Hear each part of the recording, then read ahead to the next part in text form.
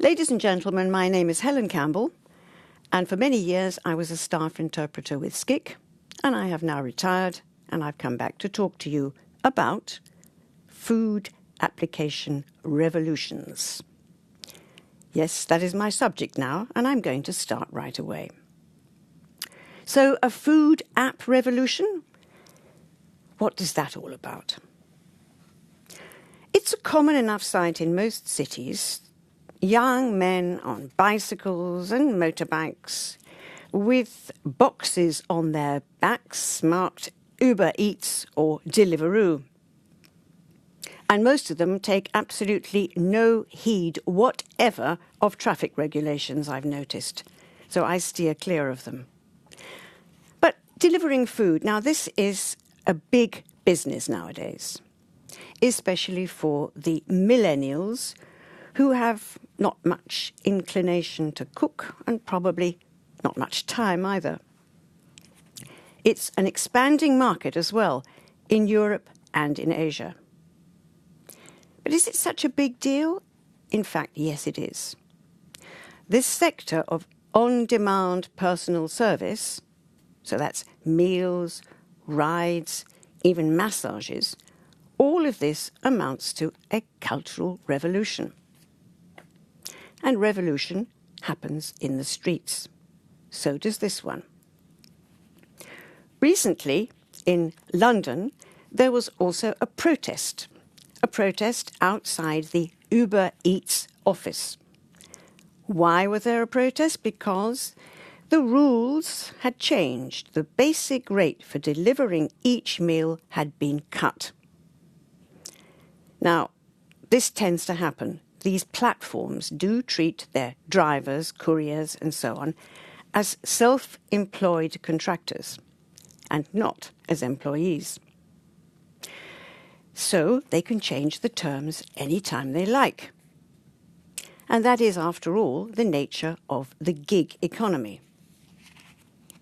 What's the strategy? The strategy here is to offer meals as cheaply as possible, so that the cost per delivery goes down, the companies compete with each other, and the aim is to push the price down so far that you can persuade clients to stop cooking at home altogether. Well, could that be? Is that possible? Well, there are those who say, yes, it is possible. After all, you can compare this app-based delivery with people buying ready-made clothes in shops or online, rather than making their own clothes.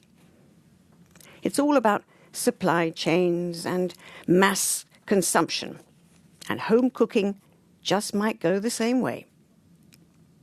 Now, of course, an on-demand meal is an attractive thing. Many people live in small flats with small kitchens. They've little time. It's much easier to order a meal in than prepare it in your kitchen. However, there is a cost. It's estimated that a two-person meal from a UK restaurant costs about £19 sterling on average. Compare that with buying the food and then cooking it at home. The cost on average will be £6. And how should it all work? Well, you need a cheap and flexible labour pool. There is one, for example, in New York City, where there are some 80,000 app-based drivers. There are no employment benefits, no sick pay, no paid leave, so labour costs go down. But it still does need some refining. Restaurants tend to be dispersed all over a city. They're not all together in a hub, for example, the way Amazon works. So the couriers have to travel around to pick up the meals. Now, some companies are looking at a possible solution here and are already building up cooking centres in car parks, for example, so that the meals can be then prepared centrally. The client then orders a meal, might wish to choose meals from different restaurants. These meals will then be cooked in adjacent kitchens and delivered by a single courier. Does that sound a bit futuristic to you? Well, there's more to come. The ultimate cost-efficient possible way of making a real success out of this story is this.